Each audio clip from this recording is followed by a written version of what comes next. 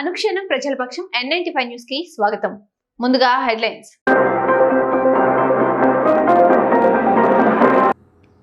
ప్రజా సమస్యలపై ప్రశ్నిస్తే పోలీసులు ఇంటికి వస్తున్నారు.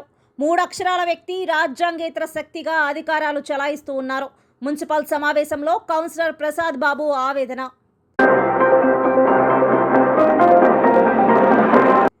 చదువులు చెప్పాల్సిన ఉపాధ్యాయుడు వికృత చేష్టలు ప్రదర్శిస్తూ విద్యా వ్యవస్థకే మచ్చ తెచ్చాడు.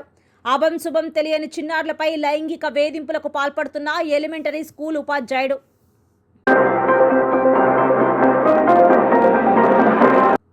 చంద్రబాబు హయాంలోనే ముస్లిం మైనార్టీల అభివృద్ధి జరిగింది.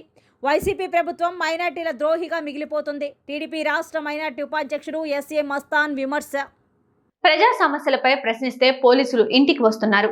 మదనపల్లిలో 3 అక్షరాలు ఉన్న వ్యక్తి రాజ్యాంగేతర శక్తిగా పాలన సాగిస్తున్నారని మున్సిపల్ సమావేశంలో ఆవేదన వ్యక్తం చేసిన వైసీపీ కౌన్సిలర్ ప్రసాద్ బాబు శనివారం మున్సిపల్ చైర్పర్సన్ మనోజరెడ్డి అధ్యక్షతన నిర్వహించిన మున్సిపల్ సమావేశంలో 23వ వార్డు కౌన్సిలర్ గిరిజ మాట్లాడుతూ తన వార్డులో జరిగే కార్యక్రమాలకు మున్సిపల్ అధికారులు సమాచారం ఇవ్వడం లేదని ప్రశ్నించారు. 34వ వార్డులో ఎక్కడా లేని విధంగా తన వార్డుతో ఇన్ఛార్జ్ అంటూ కొందరు తిరుగుతున్నారని, దీనిపై మున్సిపల్ అధికారులు సమాధానం చెప్పాలని ఆగ్రహం వ్యక్తం చేశారు. సచివాలయ సిబ్బందికి ఇచ్చే అవార్డులలో తన వార్డులోని ఒక వాలంటీర్కు వచ్చిన స్థానిక మున్సిపల్ అధికారులు సన్మానించకపోవడం శోచనీయమని అన్నారు. అనంతరం 6వ వార్డు కౌన్సిలర్ ప్రసాద్ బాబు మాట్లాడుతూ రాష్ట్రంలో ఎక్కడా లేని విధంగా మదనపల్లె మున్సిపాలిటీలో అభివృద్ధి కుంటుపడుతుందని, ముఖ్యమంత్రి నుంచి నిధులు వస్తున్నా ఇక్కడ అభివృద్ధి జరగడం లేదని ఎదురు దాడి చేశారు. ప్రజా సమస్యల పట్ల ప్రశ్నిస్తే పోలీసులు ఇంటికి వస్తున్నారని ఆవేదన వ్యక్తం చేశారు. 3 అక్షరాలు ఉన్న వ్యక్తి మాత్రమే మదనపల్లెలో మున్సిపల్ కమిషనర్, ఎంఆర్ఓ, డిఎస్పీ అధికారులను శాసిస్తున్నారని, రాజ్యాంగం ప్రకారం వీరు నడుచుకోకుండా 3 అక్షరాలు ఉన్న వ్యక్తి చెప్పినట్లు నడుచుకుంటున్నారని తీవ్ర ఆరోపణలు చేశారు. 31వ వార్డు కౌన్సిలర్ రజనీ మాట్లాడుతూ తన వార్డులో అభివృద్ధి కార్యక్రమాలు చేపట్టడం లేదని, మున్సిపల్ అధికారులు పక్షపాత ధోరణి అవలంబిస్తున్నారని ఆవేదన వ్యక్తం చేశారు. దీనిపై స్పందించిన చైర్పర్సన్ మనోజారెడ్డి రాష్ట్ర బడ్జెట్ నుంచి వచ్చే నిధులను అవసరాన్ని బట్టి అన్ని వార్డులలో అభివృద్ధి కార్యక్రమాలు చేపడుతున్నామని, రానున్న రోజుల్లో మీ వార్డులో కూడా అభివృద్ధి కార్యక్రమాలు చేపడతామని వివరణ ఇచ్చారు. ఈ సమావేశంలో వైస్ చైర్మన్ జింకా వెంకటచలపతి, నూర్ అజం, కౌన్సిలర్లు Mobina, Paul Chandrasekhar, Ramakrishna Reddy, Tulasi Ramakrishna, Geethasri, SV Ramana, Rajesh, commissioner Raghunath Reddy, municipal సిబ్బంది పాల్గొన్నారు.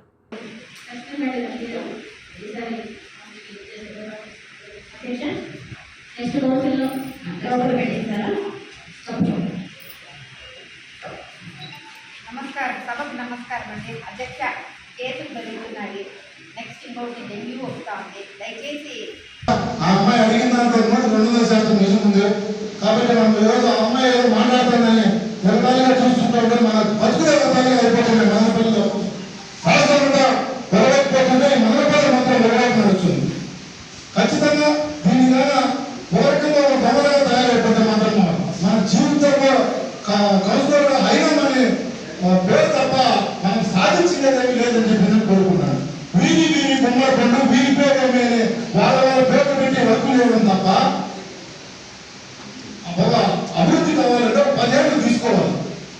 కమిషనర్స్ కానీ, కమిషనర్ సార్ కానీ, చైర్మన్ మేడం కానీ ఒక 10 సంవత్సరాలుగా అక్కడ వెళ్ళిపోతాను. ముందుగా 10 సంవత్సరాల పాటు మాకు మా ఏరియాలో డెవలప్మెంట్ లేదు. మా పార్టీ వస్తుంది, మా అధికారం అయిపోయిన వస్తాం, మేమందరం మేము చేరుకుంటాం అని చెప్పి నేను ఈరోజు ఓట్లు తెప్పించుకొని వాళ్ళని నడ్డంతో ముంచేసే పరిస్థితికి వస్తాను. జగన్మోహన్ రెడ్డి పలానా నాటికి ఏమవుతూ పలానా నియోజకవర్గానికి ఏమవుతుందని చెప్పి చెప్పాల. ఆయన పేదలు ఎక్కువ ఉంటే అక్కడ పూర్తిగా పేదల నిర్మాణం కోసమే ఈ వైఎస్ఆర్ కాంగ్రెస్ పార్టీ స్థాపించడం జరిగింది. ఈరోజు మనం పేదలకు మాత్రం న్యాయం జరగలేదు. ఈ మదనపల్లి మున్సిపాలిటీలో ఖచ్చితంగా సౌకర్యంగా కోరుకుంటున్నాం. అధ్యక్ష, ఖచ్చితంగా 10 సంవత్సరాల పాటు ఏ వాటిలో ఏం జరిగిందని చెప్పి రిపోర్ట్ తీసుకోండి. అది కూడా అజెండా కూడా నిన్న మధ్యాహ్నం సార్ ఈరోజు కన్సల్ట్ పెట్టున్నారు. ఒకవేళ ఏదైనా లోటుపాటు నుండి ఏదైనా సమస్యలు ఉంటే దానికి సంబంధించిన సమాచారం సంకేతనో లేదా దానికి సంబంధించిన ప్రూఫ్స్ బాగా చూసుకొని దానికి ఏదైనా చదువుకొని దానికి ఏం మాట్లాడాలి, ఏం చేయాలనే పరిస్థితి కూడా లేదు. అధ్యక్ష, అధికారులు ఏం చెప్తే 3 అక్షరాలు ఏం చెప్తే అది వస్తారు. మదనపల్లిలో ఇంత రాక్షస పాలన ఎక్కడైనా ఉందా? ఈ మదనపల్లి తప్ప లేకపోతే ఈ మదనపల్లి మళ్ళీ కేసులు పెడతారు. రేపు నుంచి ఇప్పుడు పోలీసులు బెదిరిస్తున్నాడు. ఎందుకు వచ్చావు నేను కలిసి వస్తాను. మరి పోలీసులు దారి వచ్చినప్పుడు కోర్టు కదా నేను చూసుకుంటాను. అయితే ఇంత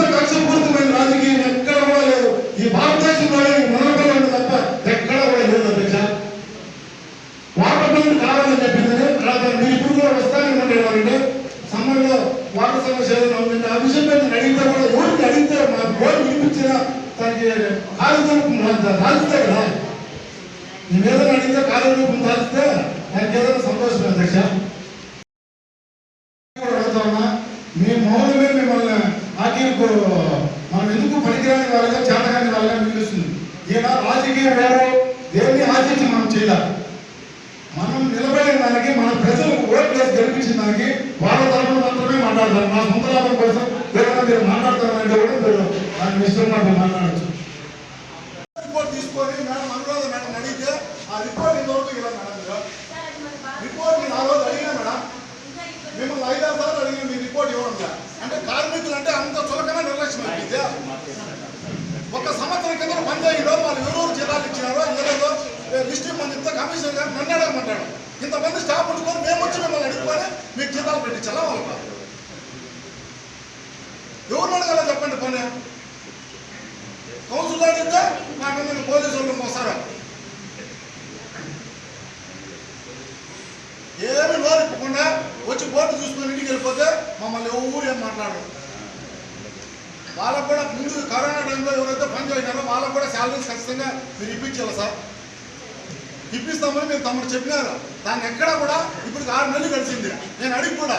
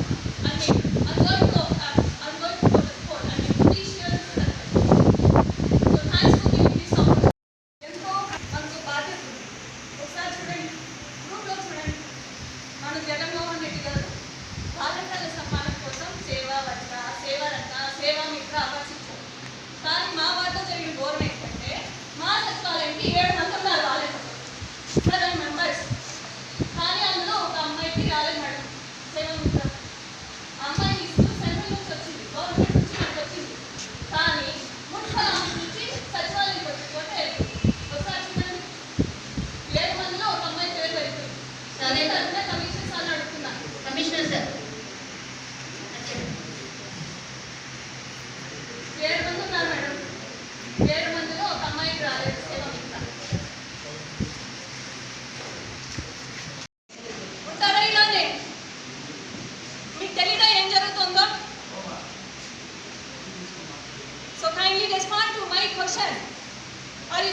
సపోర్టర్స్, మాకు సపోర్ట్ అన్నా చేయాలి. మీ వారిలోనే జరుగుతుంది, నేను ఇక్కడే ఉంటాను. నా ధన్యవాదాలు తెలియజేస్తున్నాను. ఎందుకంటే మన జగనన్న గారి అధికారంలోకి వచ్చాక మహిళల భద్రతను, వారి సంరక్షణను దృష్టిలో ఉంచుకొని ఈరోజు ఎన్నో అభివృద్ధి కార్యక్రమాలను, వారి కోసం ప్రత్యేకమైన సంక్షేమ పథకాలను, వారి కోసం ప్రత్యేకమైన చట్టాల్లో మార్పులు చేయడం జరిగింది. దానికి నిదర్శనమే దిశ చట్టం. అధ్యక్ష, ఈరోజు యావత్ భారతదేశము ఆడబిడ్డలున్న ప్రతి తల్లి, తండ్రి, ప్రతి మహిళ సంతోషించే రోజు ఈరోజు. ఎందుకంటే అధ్యక్ష, దాదాపు 8 నెలల ముందు రమ్య అనే అమ్మాయిని పట్టపొగులు శశికృష్ణ అనే అబ్బాయి అందరూ చూస్తుండగానే దారుణ హత్య చేయడం జరిగింది. అప్పుడు మన పోలీసు యంత్రాంగం అతి తక్కువ కాలంలోనే అబ్బాయిని పట్టుకొని దాదాపు 8 నెలల వ్యవధిలోనే అబ్బాయికి శిక్ష వేయడము ప్రతి ఒక్కరు హర్షించదగ్గ విషయం అధ్యక్ష. మరి ఈరోజు మన జగనన్న గారు మహిళల పక్షాన ఇంత ప్రత్యేకమైన శ్రద్ధ చూపించి ఇటువంటి కార్యక్రమాలను చేపడుతున్న మన జగనన్న గారికి మన అందరి తరఫున ధన్యవాదాలు తెలియజేస్తున్నాను. ఈరోజు మన జగనన్న గారు ప్రవేశపెట్టిన సంక్షేమ పథకాలు కానీ, సచివాలయ సిబ్బంది కానీ, వాలంటీర్ వ్యవస్థను చూసి, ఈ చట్టాలను చూసి పక్క రాష్ట్రాల వారు కూడా సంతోషిస్తున్నారు అధ్యక్ష. రావడము, వారి పాలనలో మనం పనిచేయడము అది నా అదృష్టంగా నేను భావిస్తున్నాను. ఇటువంటి సీఎం గారు మనకు సీఎంగా ఉన్నందుకు మన అందరి తరఫున మరొకసారి నేను ధన్యవాదాలు తెలియజేస్తున్నాను. మరి విపత్తు వచ్చినప్పుడు కానీ, ఏదైనా పట్టణంలో ఆగుదైనప్పుడు కానీ, ఇలాంటి ప్రజలకి ఇలాంటి ఇబ్బందిమైన పరిస్థితుల్లో రాజ్యాంగంలోనే సెక్షన్ 49 విశేష అధికారం లేకుండా కూడా మీరు పెట్టచ్చు అధ్యక్ష. పెట్టి ఆ తర్వాత పంపించారు అధ్యక్ష.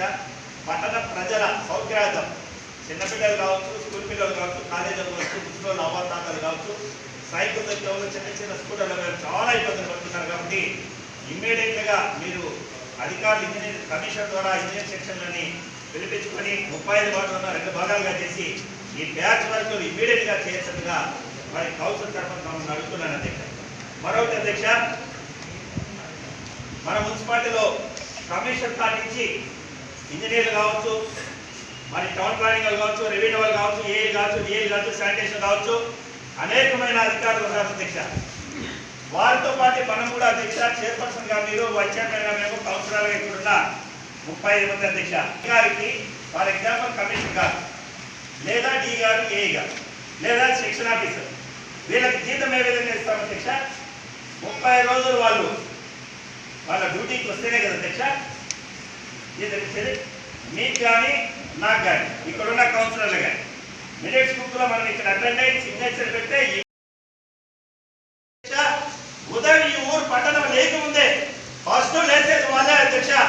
మరి లేచి 5 గంటలకే బస్ స్టాండ్కి వచ్చి వాళ్ళ డివిజన్లో వాళ్ళకి ఎక్కడైతే కేటాయించినారో ఆ ఏరియాలో పోయి వాన లేక వాన వచ్చినా, ఎండ వచ్చినా, పండగ ఉన్నా, బంధు ఉన్నా, కరోనా ఉన్నా, ఊరు కొట్టుకొని పోతున్నా, మరి ఈ ప్రభుత్వం పేదల కోసం పుట్టింది అధ్యక్ష. పేదలను గుండె చంపుడే అధ్యక్ష వైఎస్ఆర్ కాంగ్రెస్ పార్టీ. మరి ఇలాంటి పాలనలో ఎప్పుడు నిత్యము లేయముగా పేదల కోసం ఆలోచించే ముఖ్యమంత్రి అధ్యక్ష.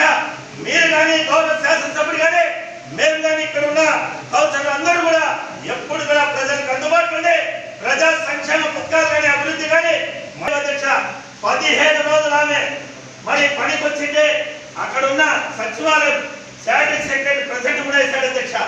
ఏ అంటే అబ్సెంట్ అధ్యక్ష, ఇంటూ అంటే ప్రెసిడెంట్ అధ్యక్ష. మరి 17 రోజులు వచ్చింటే కూడా వాళ్ళకి శాలరీ ఎందుకు?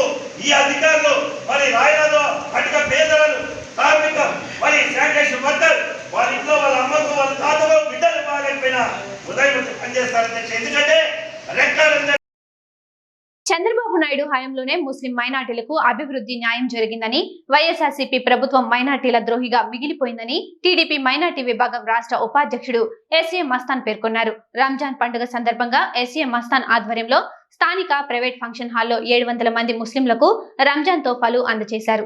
ముఖ్య అతిథిగా వచ్చిన మాజీ ఎమ్మెల్యే దొమ్మలపాటి రమేష్ మాట్లాడుతూ వైసీపీ అధికారంలోకి వచ్చినప్పటి నుంచి ప్రజలపై బాదురే బాదురు చేస్తున్నారని, ముస్లింలకు ప్రత్యేకంగా అభివృద్ధి చేయలేదని అన్నారు. మాజీ ఎమ్మెల్యే రాటకొండ శోభ మాట్లాడుతూ చంద్రబాబు నాయుడు హయాంలోనే మదనపల్లి నియోజకవర్గంలో షాదీఖానాలు నిర్మించడం జరిగిందని, దుల్హన్ పథకాలతో పాటు ఎన్నో అభివృద్ధి పథకాలు అమలు చేశారన్నారు. అనంతరం టీడీపీ రాష్ట్ర మైనార్టీ ఉపాధ్యక్షుడిగా నియమితులైన ఎస్సీ మస్తాన్ను టీడీపీ నాయకులు శాలువా కప్పి సన్మానించారు.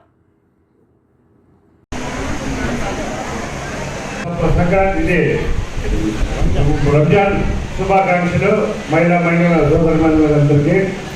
అమ్మ, గతంలో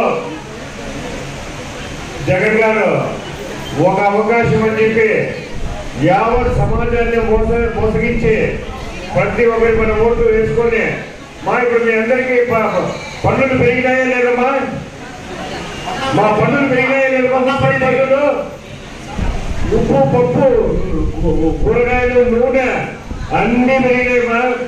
లాస్ట్కు చెత్త పన్ను కూడా వేసి నిర్వీర్య పనులు కూడా వేసి మన దగ్గర కట్టించుకుంటారు. సమాజంలో మనం ఆస్తి పాస్తులు సంపాదించుకునేది గౌరవప్రదంగా పొందుదామని. ఒక ఇల్లు కొనుక్కుంటే దానికి డబుల్ ట్యాక్స్ వేసి అది కూడా సంవత్సరం ట్యాక్స్ పెంచుకోబోతారంట. ఈయన ట్యాక్స్ ఇంటికి ట్యాక్సులు పెంచి మళ్ళా మనకు చెత్త పన్ను, డ్రైనేజ్ పన్ను, ఇక్కడ చూస్తే నిర్వీర్య పన్ను కూడా వేస్తాడు. ఎంత సిగ్గుచేట! ముస్లింలకు 5,000 కోట్లు ఖర్చు పెట్టారని చెప్పి ఇంతవరకు ఒక దుర్వార పథకం లేదు, ఒక దుకాణం పథకం లేదు. ముస్లింలకు సంబంధించి ఇంతవరకు 3 సంవత్సరాలు పూర్తయినది. 3 సంవత్సరాలు కూడా పూర్తయినా ఒక్క చిన్న ముస్లింలకు సహాయం చేసిన పాపాలు పోలేదని చెప్పి ఈరోజు జగన్మోహన్ అడుగుతున్నాం. ఈరోజు ఎవరికైతే మామూలుగా బిడ్డలు చదువుతున్నారో వాళ్ళకు 2 బిడ్డలకు అని చెప్పి ఒక బిడ్డగా ఇచ్చి అది కూడా 1 సంవత్సరం పూర్తిగా ఎక్కువ చేస్తా ఈ జగన్మోహన్ రెడ్డి అని చెప్పి తెలియజేస్తున్నారు. ఇంతవరకు ముస్లింలకు ఈ 3 సంవత్సరాల్లో రంజాన్ తోఫాని చేసినావు, దుకాణం బకాన్ని చేసినావు, బుల్వల్ని చేసినావు, ప్రతి ఒక్కటి తీసేసి ఈరోజు నేను ముస్లింలకు చాలా బాగా చేశానని చెప్తాను. ఏం చేసినావా జగన్మోహన్ రెడ్డి అని చెప్పి ఈ మహిళల సాక్షిగా మీ సమక్షంలోనే అడుగుతున్నాం. ఇంతవరకు అందరికీ ఇచ్చినట్టు పెన్షన్ చేసినావు అంతే తప్ప నువ్వు ఎక్స్ట్రాగా ఇచ్చింది ఏమైనా ఉందా? గతంలో స్కాలర్షిప్ ఇస్తాను పిల్లలకు, ఇప్పుడు ఏమైనా స్కాలర్షిప్ ఇస్తున్నావా? ప్రతి ఒక్కటి కూడా మా ముస్లిం ప్రతి మహిళ తెలుసుకోవాల్సింది ఏమంటే కేవలం కళ్ళపల్లి మాటలు చెప్పి అధికారంలోకి వచ్చిన జగన్మోహన్ రెడ్డి ఈరోజు బాలుడే బాలు అని చెప్పి పేద ప్రజలు తిరిగే ఆర్టీసీ ఛార్జీలు కూడా ఈరోజు పెంచుతాడు. డీజిల్, పెట్రోల్ రేట్లు, ఇంటి పన్ను, కరెంటు పన్ను అన్ని కూడా పెంచుతా పోతున్నావు. దాదాపు 7 సార్లు కరెంటు పన్ను పెంచినావు. మళ్ళా ఏమంటున్నావు? లోన్, ఎక్స్ట్రా లోన్ వాడుతున్నాడని చెప్పి ప్రతి ఇల్లు కూడా 4,000, 5,000, 6,000, 10,000 రూపాయలు ఈరోజు మన దగ్గర వసూలు చేసే పరిస్థితి ఈరోజు ఏర్పడుతుంది.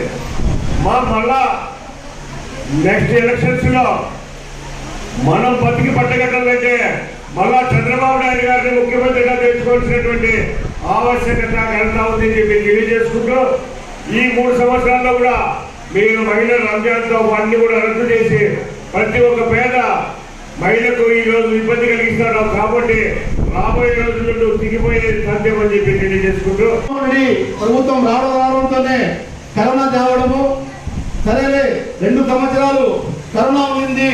పేద ముస్లిం వర్గాలకైతేనేమి ఇతరులకైతేనేమి ఏమి చేయలేకపోయాడు. కనీసము ఈ సంవత్సరమైన పేద ప్రజలు సంక్రాంతికి అయితేనేమి, రంజాన్కి అయితేనేమి, క్రిస్మస్కి అయితేనేమి పండుగ సంతోషంగా జరుపుకోవడానికి ఈ ప్రభుత్వం చేయుత ఇస్తుందేమో అని మేమందరము కొద్దిసేపు ఆలోచించాము. కానీ ఈ ప్రభుత్వము పేద ప్రజల ప్రభుత్వం కాదు, ధనవంతుల ప్రభుత్వం అని 27వ తేదీ జగన్మోహన్ రెడ్డి గారు ఇచ్చిన ఇఫ్తార్ విందులో తెల్లమైంది. ఎందుకంటే పేద ప్రజలైతే, ఎందుకంటే తెలుగుదేశం పార్టీ అధికారంలో ఉన్నప్పుడు ప్రతి ఒక్క మండల హెడ్ క్వార్టర్లో, ప్రతి ఒక్క మున్సిపాలిటీలో ముస్లిం ప్రజల కోసము గౌరవప్రదంగా వాళ్ళకి ఇఫ్తార్ విందు ఇచ్చి రాష్ట్రంలో 1,00,000 రూపాయలు మున్సిపాలిటీలో, మండలాల్లో అయితే 50,000 రూపాయలు కేటాయించి ఒకరోజు వాళ్ళకి ఇఫ్తార్ విందు ఇచ్చి గౌరవంగా సత్కరించి వాళ్ళకి గౌరవప్రదమైన గౌరవం ఇచ్చేవాళ్ళు. కానీ ఈ జగన్మోహన్ రెడ్డి ప్రభుత్వం వచ్చిన తర్వాత మొన్న చూసాము 27వ తేదీ రాష్ట్ర ప్రభుత్వం ఇఫ్తార్ విందు ఇచ్చింది. ఆ ఇఫ్తార్ విందులో ఎవరున్నారంటే ఎమ్మెల్యేలు, మంత్రులు, కార్పొరేషన్ చైర్మన్లు. అంటే వీళ్ళ కోసమేనా మీరు ఇఫ్తార్ విందు ఇచ్చేది? పేద ప్రజల బాగోగులు పట్టవా? మొన్నటికి మొన్న నిన్న వచ్చింది రాజంపేటలో ఇఫ్తార్ విందు ఇచ్చారు. ఇఫ్తార్ విందు అంటే ముస్లింల మనోభావాలను గౌరవించి ఎక్కడైతే సామాన్య ముస్లింలు ఉంటారో వాళ్ళకంతా పిలిచి ఇచ్చేది ఇఫ్తార్ విందు అవుతుంది. కానీ మీ పార్టీ నాయకుల్ని, మీ అధికార వర్గాన్ని పిలుచుకొని మీ ఇచ్చే ఇఫ్తార్ విందు కాదు. ఇవి అన్నీ ఒకసారి ముస్లిం సమాజానికి గుర్తు చేయాలనే ఉద్దేశంతో ఈ కార్యక్రమాన్ని మొదలుపెట్టాము. ఇలాగే పిల్లలకు చక్కగా చదువు చెప్పి వారిని తీర్చిదిద్దాల్సిన ఉపాధ్యాయుడు వికృత చేష్టలు ప్రదర్శిస్తూ విద్యా వ్యవస్థకే మచ్చ తెచ్చాడు. అభం శుభం తెలియని విద్యార్థులను లైంగికంగా వేధించిన ఘటన చిత్తూరు జిల్లా బంగారుపాలెం మండలంలో జరిగింది. బంగారుపాళ్యం మండలం చిల్లగుండ్లపల్లె ప్రాథమిక పాఠశాలలో అబు అనే ఉపాధ్యాయుడు పనిచేస్తున్నాడు. ఈయన 4-5 తరగతులు చదువుతున్న 11 మంది విద్యార్థులను లైంగికంగా వేధించేవాడు. వారి పట్ల పైశాచికంగా ప్రవర్తించి చిత్రహింసలు పెట్టేవాడు. తల్లిదండ్రులు ఇతరులెవరికైనా ఈ విషయాన్ని చెబితే టీసీ ఇచ్చి పంపిస్తానని, చాక్ పీసుకు ఓ తాడు ముడేసి ఈ తాళి కట్టేస్తానని భయపెట్టేవాడు. దువ్వెనతో వారి తలలు దువ్వి పౌడర్ రాసి బొట్టుబిళ్ళలు పెట్టేవాడని విద్యార్థులు శుక్రవారం సాయంత్రం Chittoor RDO Renuka, DEO Purushotham, MEO Nageswara Rao, తహసీల్దార్ సుశీలమ్మ, ఎంపీడీఓ విద్యారమ గ్రామస్తుల సమక్షంలో విలపించారు. వెంటనే స్పందించిన డీఈఓ సదరు ఉపాధ్యాయుడిని సస్పెండ్ చేస్తున్నట్లు ప్రకటించారు. అతడిపై పోక్సో కేసు నమోదు చేసి తక్షణమే అరెస్టు చేయాలని పోలీసులను ఆర్డీఓ ఆదేశించారు. ఉపాధ్యాయుడి వేధింపులు భరించలేక ఓ విద్యార్థిని శుక్రవారం సాయంత్రం తన తల్లిదండ్రులకు చెప్పింది. వెంటనే వారు స్థానిక ఎంపీటీసీ సభ్యుడు ఇందుశేఖర్ రెడ్డి, సర్పంచ్ దీప ద్వారా కలెక్టర్ హరినారాయణ దృష్టికి తీసుకువెళ్లారు. కలెక్టర్ స్పందించి విచారణకు ఆదేశించారు. విద్యార్థులను లైంగికంగా వేధించిన ఉపాధ్యాయుడి కోసం పలమనేరు డీఎస్పీ గంగయ్య నేతృత్వంలో పోలీసులు గాలిస్తున్నారు.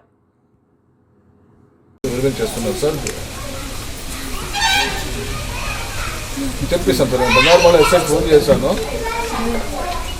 హెచ్ఎఫ్తో ఫైల్ చేపిస్తాను సార్. హెచ్ఎఫ్ కూడా ఉన్నారు ఇక్కడే. ఎస్ సార్, అరెస్ట్ చేయించేసే వస్తాను సార్ నేను. Yes sir. తెలిసి లోపల మాట్లాడుతా ఉన్నారు.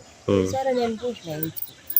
మనం ఎట్లా చెప్పేది తెలిసి తెలియకుండా 2-3 చెప్పినాక మిగతా పిల్లలందరూ చేరి వారికి చెప్పడం, ఎవరికి మనం ఒక్కొక్కరు చెప్పడం భయపడి పోలీసు రిపోర్ట్ ఇస్తాను, ఈ మాట సార్ ఈ మాట అది అంటే ఏం చేస్తావు నువ్వు అది ఇది అని బెదిరించి కొట్టడం, అది భయపడిచ్చి పిల్లలు ఇక్కడ విలేజ్లో వాళ్ళ మా పిల్లలు మదర్లు వాళ్ళంతా చెప్పడం ఏం జరగదు అంటే పిల్లకర స్వచ్ఛపడితంగా డ్రైరప్ అనేది ఆడిది గిల్లేది, అట్లా అరాచకంగా ఏదో కొంచెం డ్రెస్సులు ఇప్పండి, లిఫ్ట్కి పోయండి, ముద్దులు పెట్టండి అని ఇట్లా కొన్ని అసత్యంగా పిల్లకాయలని హింసిస్తున్నాడు. కాబట్టి వాళ్ళు చెప్పలేకుండా వాళ్ళ అమ్మోళ్ళకు మేము చెప్తామంటే నేను కొడతాను, మళ్ళా దెబ్బలు కొడతాడు, సాగు కొట్టేది కొడితే మీరు చెప్తుంటే బాగుండదు అది ఇదని పేపర్ కరెక్షన్ రాండి అని ఏర్పించి రోజు ఫోన్ చేస్తాడు అని చెప్పడం. ప్రభుత్వ ఆసుపత్రుల వద్ద అంబులెన్స్లు అధిక ఛార్జీలు వసూలు చేస్తే కఠిన చర్యలు తప్పవు. వారం రోజుల క్రితం రుయా ఆసుపత్రి వద్ద అంబులెన్స్ల మాఫియా కారణంగా అధిక ఛార్జీలను చెల్లించలేక బాలుడు చనిపోతే తండ్రి పడ్డ ఆవేదనను రాష్ట్ర ప్రజలంతా మర్చిపోలేదని, ఇలాంటి పరిస్థితులు ఎక్కడా జరగకుండా ప్రభుత్వం కఠిన చర్యలు తీసుకుందని మదనపల్లి డివిజన్ పరిధిలో గతంలోనే ఆర్డీఓతో కలిసి ఛార్జీలు నిర్వహించడం జరిగిందని, అధిక ధరలు వసూలు చేసినట్టుగా మా దృష్టికి వస్తే కఠిన చర్యలు తప్పవని మదనపల్లి డీఎస్పీ రవి మనోహర ఆచారి హెచ్చరించారు. ఈ మధ్యకాలంలో ఈ కొంతమంది అంబులెన్స్ డ్రైవర్స్ రోగుల పట్ల నిర్దాక్షిణ్యంగా నిర్మోహమాటంగా వ్యవహరిస్తున్నారు అనేటువంటి కంప్లైంట్స్ మన జిల్లాలోనే చాలా చోట్ల జరిగాయి, 1-2 చోట్ల. దాని మీద ప్రభుత్వం కూడా తీవ్రంగా స్పందించడం జరిగింది. ఇంతకుముందే మన మదనపల్లి పట్టణంలో కూడా ఈ విషయంగా కొంత ఆర్టీఓ అధికారులతోనూ ప్లస్ పోలీసు వారితోనూ కలిపి కొన్ని రేట్స్ ఫిక్స్ చేయడం జరిగింది. ఆ రేట్స్కు మించి ఎవరైనా సరే ప్రజల నుంచి, అదేవిధంగా ఈ రోగుల బంధువుల దగ్గర నుంచి కానీ ఎవరైనా అత్యధికంగా వసూలు చేస్తే మాత్రం తప్పనిసరి చర్యలు తీసుకుంటాం, క్రిమినల్ కేసులు నమోదు చేస్తాం. అదేవిధంగా అంబులెన్స్ కూడా సీజ్ చేస్తాం, ఏం వెనకాడము. ఎందుకంటే ఆ రోగులు పాపం వాళ్ళ బాధల్లో వాళ్ళు ఉంటే మరీ నిర్దాక్షిణ్యంగా కర్కోటకంగా వాళ్ళ దగ్గర నుంచి వసూలు చేయడము మానవత్వాన్ని చాపుకోలేని అంశం కింద పరిగణించాల్సి వస్తుంది. కాబట్టి దయచేసి అందరూ అంబులెన్స్ డ్రైవర్స్ కూడా చెప్తున్నాను, మళ్ళీ ఒకసారి చెప్తున్నాను, ఆల్రెడీ చెప్పాం, మళ్ళీ చెప్తున్నాను. కాబట్టి ఎవరైనా కూడా అంత నిర్దయగా ఎవరైనా డబ్బులు వసూలు చేస్తే మాత్రం తప్పనిసరి కేసు పెడతాం, రిమాండ్ కూడా చేస్తాం. మీరు అనుకుంటున్నారు మీరు నోటీస్ ఇచ్చి వదిలేస్తారు, దానికి తగ్గట్టు ఏమి ఉండదు, దానికి తగ్గ సెక్షన్లు వేస్తాం, ఖచ్చితంగా రిమాండ్ కూడా చేస్తాం. దయచేసి అందరూ కూడా అంబులెన్స్ డ్రైవర్స్ రోగుల పట్ల కొంచెం దయతో వ్యవహరించండి. మన మదనపల్లి పట్టణం నుంచి ఎటువంటి కంప్లైంట్స్ లేకుండా చూసుకోండి. Thank you. రోగులు దీని మీద ఇబ్బంది పడితే అంబులెన్స్ డ్రైవర్ ద్వారా ఎవరికైనా సమస్యలు ఏర్పడితే మీరు 100 డైల్ చేయండి 100కి. లేదు అంటే మీ స్థానిక పోలీస్ స్టేషన్ ఎస్ఐస్ కానీ ఇన్స్పెక్టర్స్ కానీ చేయండి. అది కాకపోతే నా నంబర్కి చేయండి. నా నంబర్ వచ్చేసి 9407966738. నాకు కూడా చేయొచ్చు, నేను కూడా ఇమీడియట్గా స్పందిస్తాను. తప్పనిసరిగా అక్కడ లోకల్ పోలీస్ స్టేషన్ వాళ్ళకు కూడా ఇన్ఫార్మ్ చేస్తాను. Thank you. ఆంధ్రప్రదేశ్ రోడ్లలో గతుకులు గుంతల మీద ఆంధ్రప్రదేశ్ లో అమలవుతున్న అప్రకటిత విద్యుత్ కోతల మీద కేటీఆర్ చేసిన వ్యాఖ్యలతో నేను ఏకీభవిస్తున్నాను అంటున్న జాతీయ కార్యదర్శి నారాయణ. తెలంగాణ రాష్ట్ర మంత్రి కేటీఆర్ హైదరాబాద్ లో జరిగిన పారిశ్రామికవేత్తల పెట్టుబడుల మహాసభలో మాట్లాడుతూ పారిశ్రామిక వాడల ఏర్పాటుకు సానుకూల ప్రాంతం తెలంగాణ అని, పక్కన ఉన్న ఆంధ్ర రాష్ట్రంలో లాగా అప్రకటిత విద్యుత్ కోతలు ఉండవని, గుంతలమయం అయినటువంటి ధ్వంసమైన రోడ్లు ఉండవని వ్యాఖ్యలు చేశారు. కేటీఆర్ వ్యాఖ్యలను ఆంధ్ర రాష్ట్ర మంత్రులు తపన పడుతున్న తరుణంలో సిపిఐ పార్టీ జాతీయ కార్యదర్శి కె నారాయణ మాత్రం కేసీఆర్ వ్యాఖ్యలతో తాను ఏకీభవిస్తున్నానని ఆంధ్ర తమిళనాడు రాష్ట్ర సరిహద్దు ప్రాంతంలో సందర్శించి ఆంధ్ర రోడ్డు యొక్క స్థితిగతులను, తమిళనాడు రాష్ట్రం యొక్క స్థితిగతులను ఆధారాలతో సహా వివరించారు. ఆంధ్రప్రదేశ్లో రోడ్ల పరిస్థితి గుంతలమయంగా ఉందని, తమిళనాడు రాష్ట్ర రోడ్లు చక్కగా ఉన్నాయని, ఈ రెండింటి మధ్య పోలికలు చూస్తుంటే నక్కకు నాగలోకానికి ఉన్నంత తేడా ఉందని ఘాటుగా విమర్శించారు. నగరి మండలం తన స్వగ్రామమైన ఆయనంబాకం గ్రామానికి వచ్చే రోడ్ల పరిస్థితి చూడండి దృశ్యాలతో సహా వివరించారు.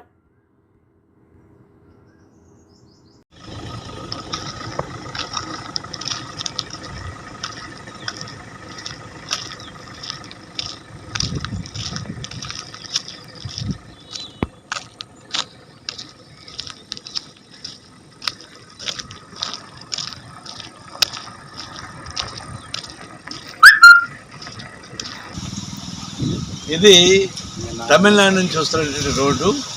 ఇప్పుడు మళ్ళా ఆంధ్ర ప్రాంతం వెళ్ళబోతున్నాం. ఇక్కడే ఆర్కాడు కుప్పం తెలుగులో రాసినటువంటి బోర్డు ఉంది. ఈ పైన దాటంగానే ఇక్కడ నుంచి ఇది ఆంధ్ర ప్రాంతం ఇక్కడికి చాలా ఇది తమిళనాడు, ఇది ఆంధ్ర. రోడ్డు చూడగానే ఇది తమిళనాడు అని, రోడ్డు చూడగానే ఆంధ్ర అని అర్థమైపోతుంది. ఇది ఆంధ్రప్రదేశ్లో ఉన్నటువంటి మిట్టకండ్రిగా ఇక్కడి నుంచి వెళ్తే తమిళనాడు వస్తుంది. అంటే ఆంధ్ర రోడ్డు ఎక్కడైనా వస్తే అది కేవలం ప్యాచప్ తప్ప రోడ్డు లేదు. కాబట్టి చూడండి, ఆ నుంచి ఈ రోడ్డు అంతా ఇదంతా కూడా ఆంధ్ర బార్డర్కి సంబంధించినటువంటి రోడ్డు. ఇక్కడనే చూస్తారు తమిళనాడు రోడ్డు వస్తుంది, అది చూపిస్తారండి. అనుక్షణం ప్రజల పక్షం N95 న్యూస్ ఇంతటితో సమాప్తం. తిరిగి రేపటి బులెటిన్లో మళ్ళీ కలుద్దాం. అంతవరకు సెలవు, నమస్కారం.